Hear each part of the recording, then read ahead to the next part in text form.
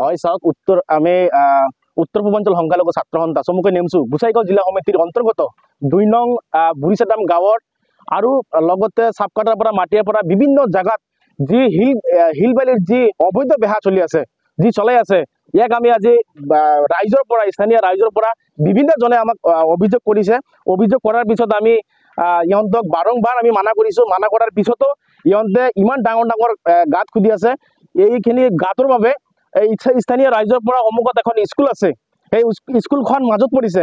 এই স্কুলৰ পৰা ছাত্ৰ ছাত্ৰীৰ পৰা সন্মুখত স্থানীয় ৰাইজৰ পৰা বিভিন্ন সমস্যাৰ সন্মুখীন হৈছে। সেইবুলি আজি আমি নেমচুৰ ফালৰ পৰা আজি প্ৰতিক্ৰিয়া দিছোঁ। আৰু লগতে এইখন ঘটনাৰ লগতে মোৰ সন্দেহ হৈছে যে আপোনাৰ গোসাইগাঁও সাব ডিভিজন যি ডিএফও আছে ফৰেষ্ট ডিপাৰ্টমেণ্টৰ লগত ইয়াৰ লগত জড়িত আছে বুলি মই ভাবোঁ। লগতে বি ফেৰেংগা যে আছে, বি ফেৰেংগাৰ লগতে প্ৰমোদ বড়ো ডাঙৰীয়াও ইয়াত মানে জড়িত আছে বুলি মোৰ সন্দেহ হৈছে। কাৰণ ইহঁতৰ মুখৰ ভাষ্য আমি শুনা পাইছোঁ যে ইহঁতে নিজে মুখে আমাক স্বীকাৰ কৰিছে যে এইখন অবৈধ বেহা চলাই কেনে গোসাইগাঁও যি UPPL অফিচ আছে এই UPPL অফিচখন ইহঁতে চম্ভালি কৰি আছে, ইহঁতে পৰিচালনা কৰি আছে ইয়াৰ পৰা টেক্স লৈ কেনে। আৰু লগতে আমি BTR তথা আমি অসম চৰকাৰক আমি দাবী জনাইছোঁ নেমচুৰ পৰা যে আপোনালোকে ইফালে ছুইজাৰলেণ্ড BTR বনাব বুলি ইয়াতে ৰাইজৰ মাজত ডাঙৰ ডাঙৰ ভাষণ দি থাকে, আৰু ইয়াতে ছুইজাৰলেণ্ড আপোনালোকে চাওক যে এই ছুইজাৰলেণ্ড হ'ল এইখন হ'ল UPPL চৰকাৰ, ছুইজাৰলেণ্ড চৰকাৰ ইমান ডাঙৰ ডাঙৰ গাঁত খান্দি কেনে যি অবৈধভাৱে বেহা চলি আছে এই হ'ল ছুইজাৰলেণ্ড চৰকাৰ নেকি? তো আমি গোসাইগাঁও জিলা সমিতি নেমচুৰ ফালৰ পৰা এটাই দাবী জনাইছোঁ, এই যি অবৈধ বেহা চলি আছে ইয়াৰ আঁৰত কোন আছে এইবোৰ উলিয়াই কেনে ইয়াৰ আইনী ব্যৱস্থা ল'ব লাগে। অন্যথাই আমি স্থানীয় ৰাইজৰ পৰা নেমচুৱে আমি যি অবৈধ বেহা চলি আছে ইয়াৰ বিৰুদ্ধে আমি প্ৰতিবাদ কৰিম। লগতে এফালে উচ্ছেদৰ নোটিছ জাৰি কৰি আছে, আনফালে ছুইজাৰলেণ্ড BTR চৰকাৰে ডাঙৰ ডাঙৰ গাঁত খান্দি কেনে ইয়াক অবৈধ বেহা চলি আছে।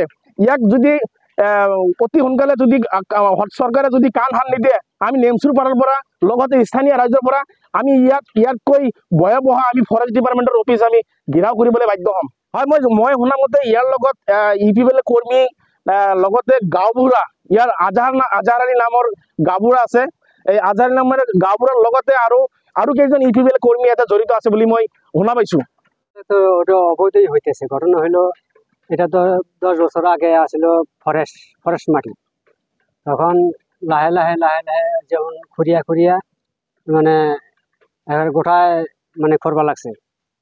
তখন ঘটনা হইলো এখন শুনতে আছে একেবারে গোমাট ওরে পারে মানে আর কি ওরা কভার করবে এই খুঁড়িয়া পাথর বিক্রি করিয়া। এইটা তো কোনো যুক্তিতে আসে না। আমাদের ছাওয়া ফাওয়া আছে, বাচ্চা কাচ্চা আছে, তো এগুলার যদি অসুবিধা হয় তাহলে এগুলার অসুবিধার দায়িত্বটা কে নেবে? হ্যাঁ, এগুলো তো আমাদেরই গ্রামের আমাদেরই নেওয়া লাগবে, সবারই নেওয়া লাগবে, রাজ্যের সবারই নেওয়া লাগবে, সবারই দায়িত্ব রাখার দরকার। কিন্তু এগুলা তো কেউই তো প্রতিবাদ করে না। ঘুরতে আছে আজা গাভুরা, এই যে বুড়িচটা মেয়ে।